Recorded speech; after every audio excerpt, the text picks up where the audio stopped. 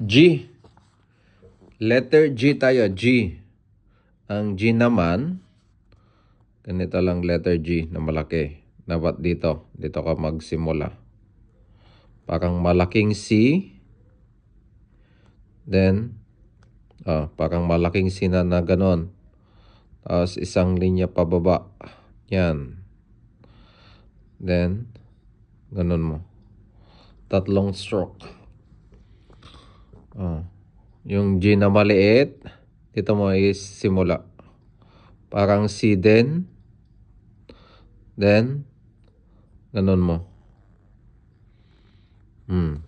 G. Kita mo ang G. Isang malaking C. Then, isang pa ganon, straight. Linya mo pa ganon.